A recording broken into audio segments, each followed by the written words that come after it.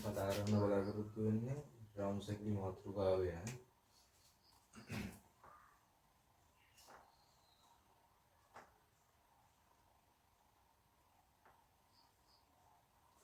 මේකදී මේ අපිට හොයන්න තියෙන්නේ ඒක රවුන්ඩ් එකේ කියන්නේ මේක. එකින් එකට සංදි කරලා දඬු පද්ධතිය. ඒකට බාහිර බලයක් දීලා සංයුක්ත කරලා දෙනවා. ඒ සංයුක්ත අවස්ථාවේදී මේ පද්ධතියේ දඬු මත යෙදෙන ආතති සහ තෙරවුම් තමයි හොයන්න තියෙන්නේ. ඒ කියන්නේ ඒකේ පියවර ටිකක් තියෙනවා. පියවර කියනවා නම් පියවර 1 ඒ කියන්නේ මුලින්ම බලයන් හරියට ලකුණු කර ගන්නවා.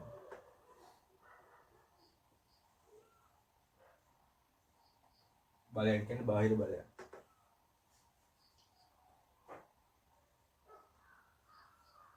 බාහිර බලයන් නිවැරදිව ලකුණු කර ගැනීම.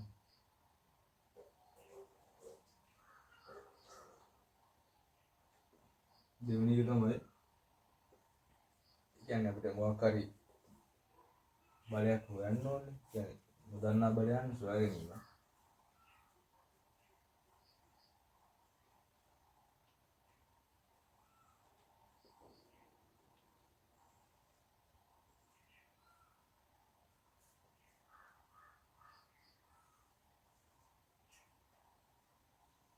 ඒ කියන දෙදී නොදන්නා බලයන් සොයා ගන්න ඕනේ. හැම වෙලාවෙම පද්ධතියේ සම්පූර්ණතාවයේ තියෙනවා කියලා තමයි ගන්න හදන්නේ.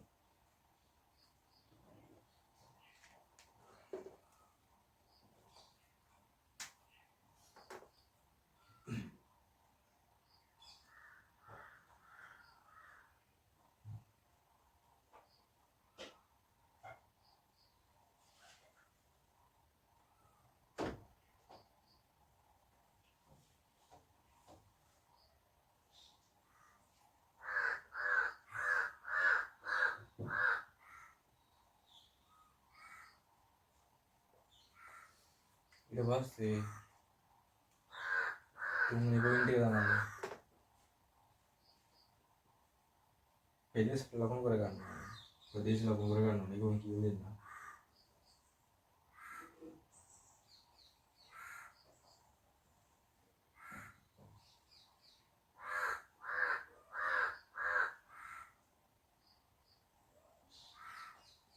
ඊට පස්සේ හතරවෙනි පොයින්ට් එක තමයි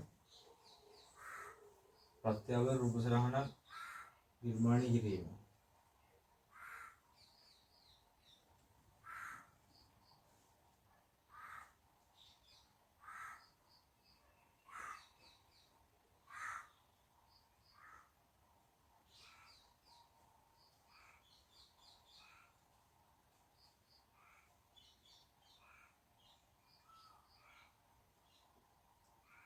පස්වෙනි එක තමයි ඒ ඇසුරෙන් ආශිස්ථාව තෙරපුම් සොයා ගැනීම.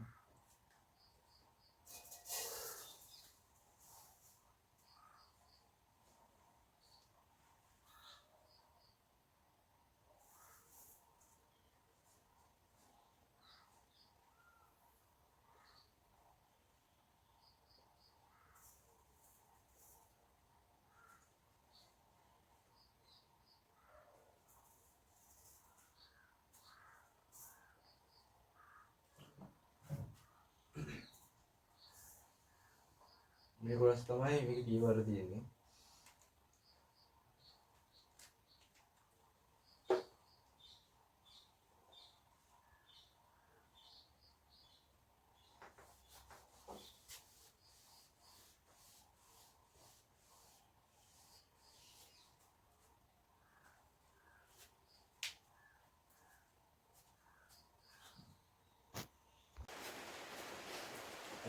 හරි අපි දැන් බලමු සරල ගාන. අපි කොහොමද මේ සරල ගාන දෙන්නම්. ඒ ගානෙන් බලමු අපි කොහොමද මේ ප්‍රත්‍යවර රූප සටහනක් ඇඳගන්නේ කියලා.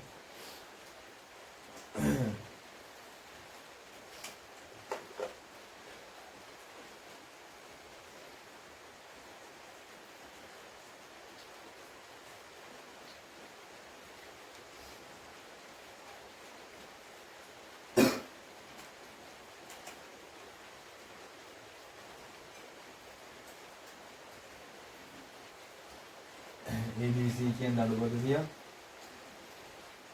වලින් ලක්ෂ්‍ය කියලා තියෙනවා.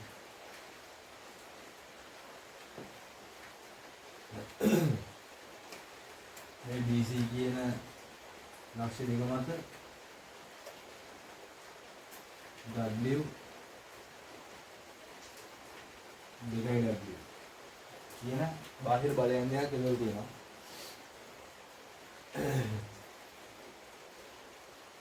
ඊට පස්සේ අපිට මේ පන්ති අන්තිය සොයා ගන්න ඕනේ. මේ බාහිර බලය සොයා ගන්න ඕනේ. ඒකෝල අපිට කියන්න පුළුවන් මෙහෙම පද්ධතියේ සමතුලිතතාවය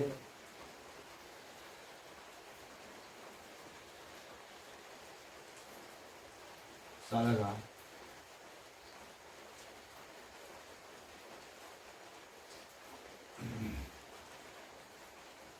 වයිසාංගජයේ බිඳුවයි. ඒ සමතුලිත නිසා පද්ධතිය. එතකොට ඉහළට බල තියෙනවා P W dan දෙකයි W සමානයි බිඳුවයි. අපිට P කියන එකේ අයනවා 3 W කියලා. රින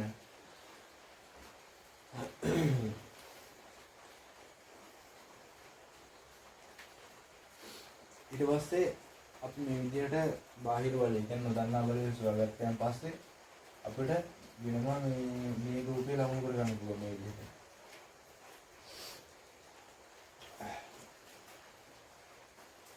ඒ කියන්නේ මේ විදිහට. දැන් මේ මම ගත්ත දිශාව විරුද්ධ දිශාවට මේක ගන්න 3W කියලා ගන්න පුළුවන් අපිට. ඒ කියන්නේ මේ විදිහට.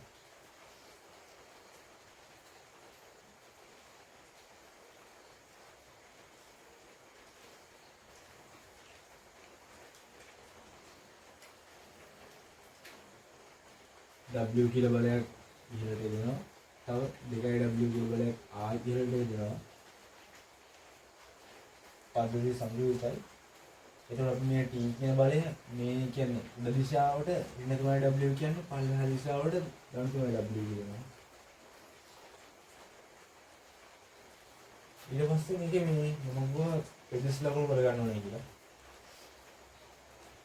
පෙදස් ලකුණු කරගන්න අපි කරන්නේ මෙහෙමයි. මේ බලයන් ඔක්කොම අහු වෙන විදිහට මේක මේ විදිහට මෙයා රවුමක් අඳ ගන්නවා සරල විදිහට. ඊට පස්සේ මේක කොටස් වල කැඩනවනේ. මේක කොටස, මේක කොටස, මේක කොටස, මේක තව කොටස. මේවට අපි අංකණයක් දාගන්නවා. ඒක සරල විදිහට මේ විදිහට දාගත්තොත්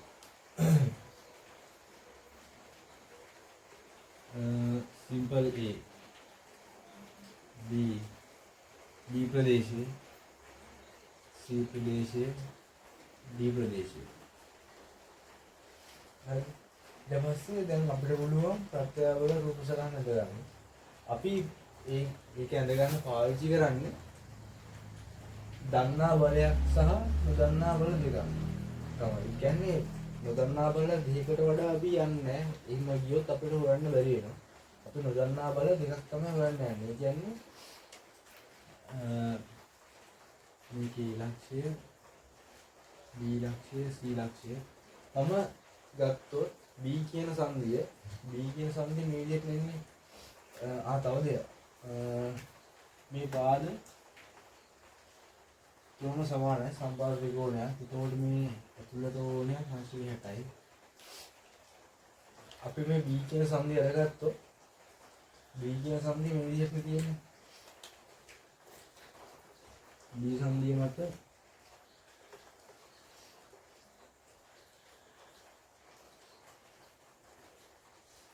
මේ විදිහට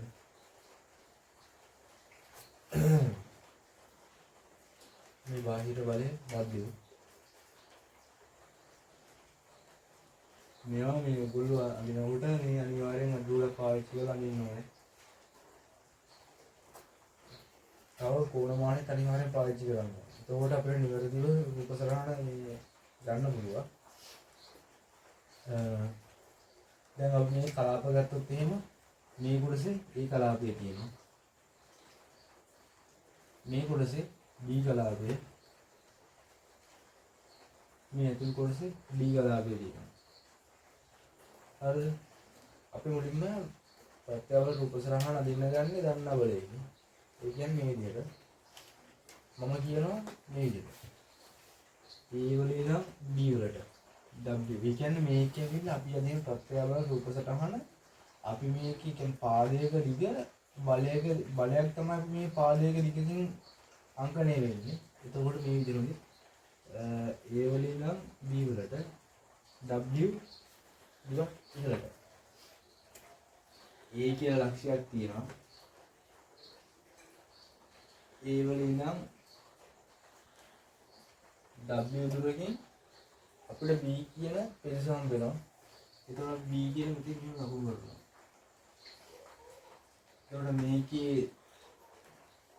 ප්‍රමාණය කියන්නේ මේ දුර මේක දීර්ඝය ඇවිල්ලා W. ඊට පස්සේ B වල ඉඳන් D වලට තිරස් රේඛාවක්. තිරස් රේඛාවක් කියන්නේ B වල ඉඳන් D වලට මේ විදිහට තිරස් රේඛාව ඇඳ ගන්නවා. ඊට පස්සේ D වල ඉඳන් A වලට මේ D කියන එක කියනවා මේ රේඛාවේ කොයි හරි තැනක තියෙනවා. එතිනම් අපි මේ රේඛාවේ මේ ආනත විදිහටම මේක මෙහෙම කියලා මෙතන මෙහෙම අදිනවා. දැන් මේක මේ පැත්තෙන් තිබ්බට අපි A හම්බෙන්නේ නැහැ. ඊළඟ මේක මෙතනින් තිබ්බොත් එහෙම අපිට මේක A හම්බ වෙනවා. ඒ කියන්නේ මේ විදිහ තමයි එන්නේ. මෙන්න මේ විදිහට කැපෙන්නේ. ඒ කියන්නේ මේ කැපෙන ස්ථානේ තමයි D ඉන්නේ. ඊට පස්සේ අපි කරන්නේ මේකේ කෝණ ලකුණු කර ගන්නවා හරියටම. දැන් ඔයගොල්ලෝ මෙතන අංශු 90යි. බිලියන එකයි.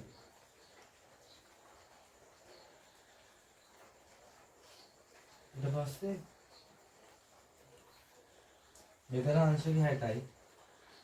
මෙතන අංශු 60යි. මෙතන අංශු 60යි. මෙතන අංශු 30යි.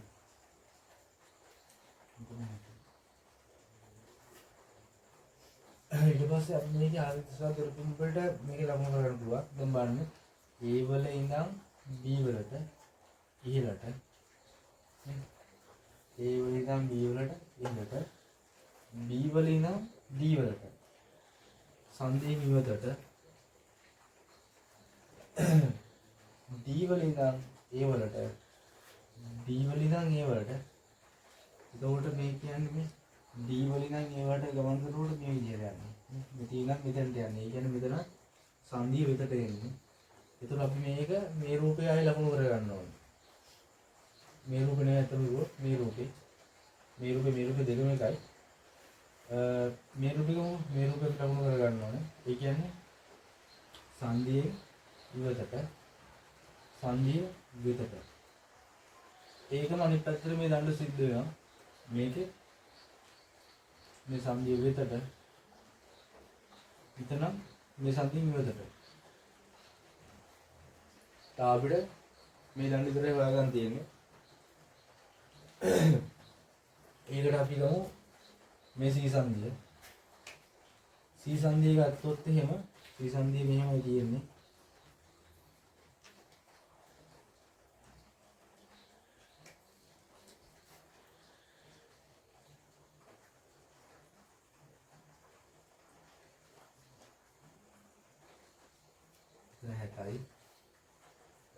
මෙයාට 2W කියලා බාහිර බලයක් ඊළඟට ඉදලා තියෙනවා.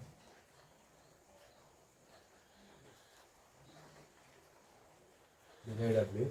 දැන් ඊට පස්සේ මේකේ පෙදෙස් ලකුණු කරගත්තොත් එහෙම මේ කොටස් වල තියෙනවා මෙතන තියෙනවා B. B පෙදෙස තියෙනවා මෙතන. මේ පැත්තේ තියෙනවා C. ආයෙ මෙතන ඇතුලේ තියෙනවා D. දැන් අපි දන්නවා මෙතනින් සංදියෙන් ඉවතට යන්නේ කියලා. තේරුම් බලය. සංදියෙන් ඉවතට අපි ඒක ලකුණු කර ගන්න ඕනේ. ඒක අපි හොයාගත්තේ මෙන්න මෙතනින් කලින් කොටසින්. දැන් අපි අර විදිහටම තමයි යන්නේ. කලින් විදිහටමයි. මේ B වල ඉඳන් C C වලට 2W ඉහළට. B ලක්ෂණේ ඉඳන් 2W දුරකින්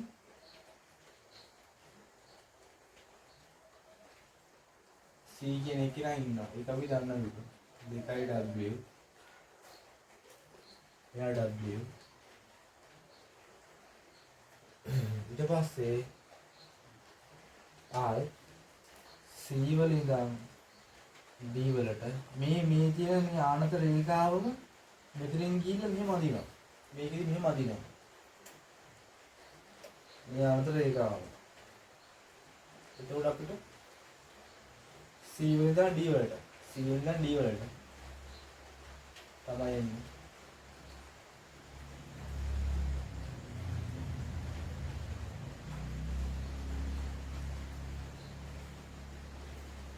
හරි සීන දිවට. ඒකට මේක මේ අනද මේ අනද ඒක මේකේ අනතිය 60යි නේ. ඒක නිකන් 60ක් වෙනවා. මෙතන 30ක් වෙනවා. ඊට පස්සේ අපිට ආයෙනවා D වල ඉඳන් B වලට සංදින් යුතර. D වල ඉඳන් B වලට සංදින් යුතර යන්නේ. දැන් ඊට පස්සේ මෙතන ආදේ තිස්සා දෙලුම අපිට හොයන්න පුළුවන්. ඒ කියන්නේ C වල ඉඳන් D වලට කොහොමද තියෙන්නේ? C වල ඉඳන් D වලට යනකොට සංදිය විතර එන්නේ. සංදිය විතර. එතකොට මේකේ අනිත් පැත්ත මේකේ ප්‍රතික්‍රියාව මේ සංදිය විතර යනවා. දැන් ඊට පස්සේ අපි දැන් වගු ගහන්න ඕනේ. අපි මේ විදිහට මේ සංදිය වට යමින් මේ විදිහට මේ ප්‍රත්‍යවල රූපසකන හැදගත්තා. දැන් අපිට තියෙන්නේ මේ දිගවල් අපිට හොයන්න තියෙන්නේ. මේ මතක තියාගන්න මේ දිගවල් වලින් එන්නේ මේ දඩු මතේ දෙන ආදිත සහ තෙරපොම්. අපි මෙහෙම මුලින්ම ගහ ගන්න ඕනේ වගුවක්. දණ්ඩ ආතතිය තෙරපොම බලය.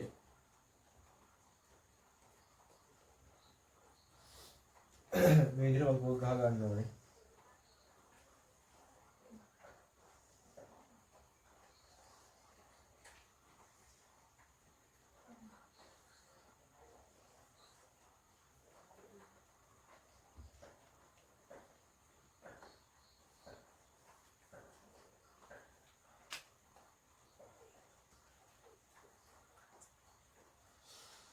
මේක අපිට දැන් හොයන්න තියෙන්නේ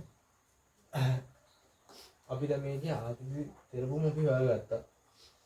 ඊට පස්සේ අපිට මේ විශාලත්වය හොයාගන්න ඕනේ.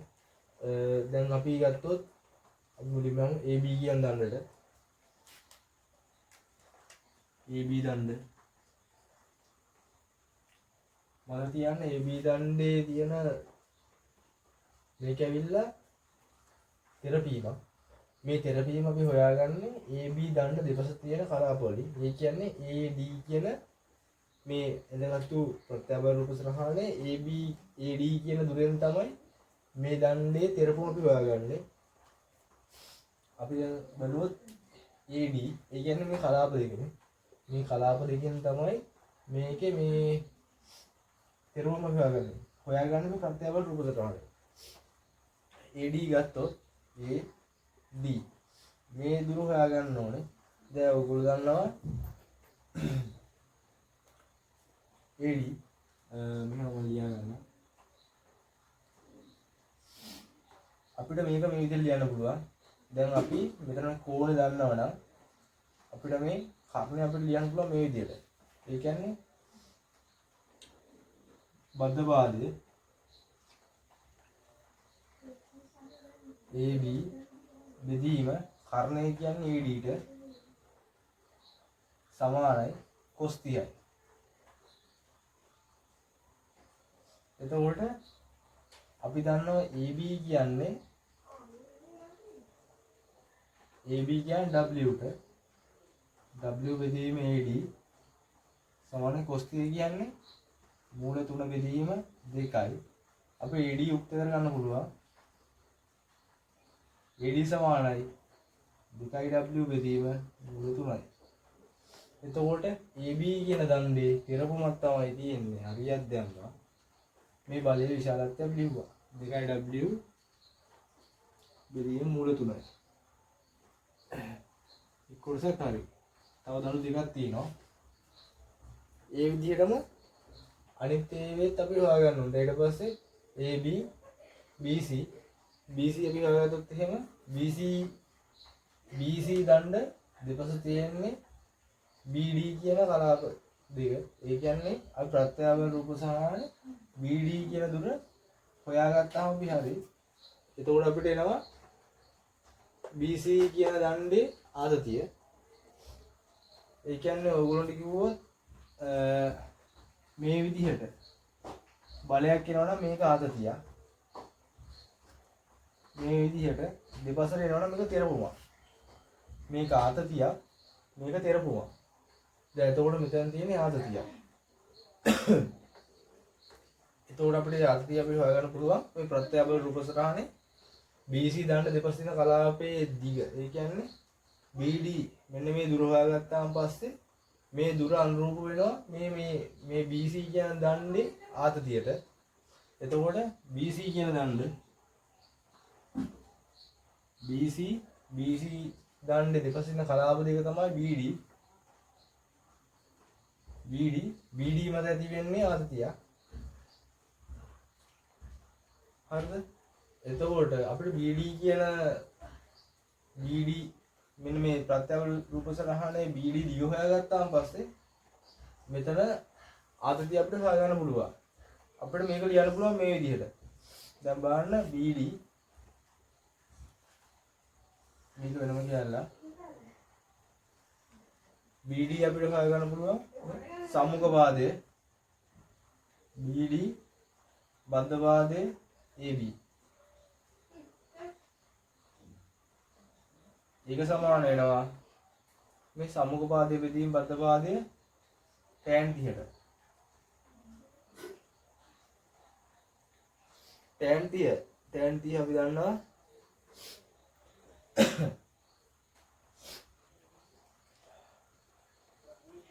අපිට BD දිග අපි දන්නේ නැහැ. BD සමානයි AB කියන්නේ W tan 30යි. tan 30 අගය අපිට හොයාගන්න පුළුවන්. ඒ කියන්නේ sin 30 බෙදීම cos 30. එතකොට අපිට එනවා tan 30 සමානයි sin 30යි බෙදීම cos 30යි. මේක තමයි සරලව කිව්වොත් sin 30 කියන්නේ භාගයයි. භාගයේ බෙදීම cos 30 කියන්නේ මූල 3 බෙදීම 2යි. භාගයේ ගුණ කිරීම 2 උල්ට ගිහිල්ලා මූල 3ට එනවා. දෙක කැපලා ගිහිල්ලා කියන්නේ මූල 3ක් කියනවා. එතකොට tan 30 W යන පුළුවන් W බෙදීම මූල 3. එතකොට අපිට BC කියන දණ්ඩ දෙපස තියෙන කලාප දෙක BD වල දුර ඇවිල්ලා W බෙදීම මූල 3යි. W බෙදීම මූල 3යි කියන්නේ BC දණ්ඩ මතේ දෙන ආතතිය.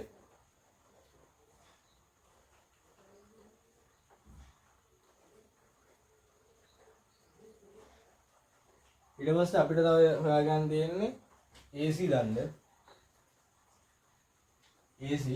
AC දණ්ඩේ දෙපස තියෙන කලාප තමයි DC. ප්‍රත්‍යබල රූප සටහනේ DC දුර. ඒ කියන්නේ මෙන්න මේ දුර හොයාගත්තා නම් මේ දණ්ඩ මත එන තෙරපුම් බලය. ඒ කියන්නේ මේ දෙපසට තමයි මේකේ බල ලකුණුලා තියෙන්නේ. ඒ කියන්නේ මේක තෙරපුමක්. එතකොට අපිට මේක ප්‍රත්‍යබල රූප සටහනේ DC අපිට හොයාගන්න පුළුවන් මේ විදිහට. දැන් බලන්න සම්මුඛ පාදයයි කර්ණය තමයි හොයාගන්න ඕනේ. අපිට එතකොට මේක මේ විදිහට ලියන්න පුළුවන්.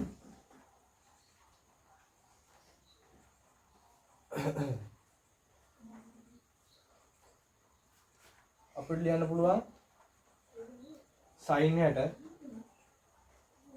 60 සමානයි සම්මුඛ පාදයේ 2W බෙදීම කර්ණය DC එතකොට අපි DC යුක්ත කරගත්තා පස්සේ sin 60 කියන්නේ මුල තුන බෙදීම 2යි.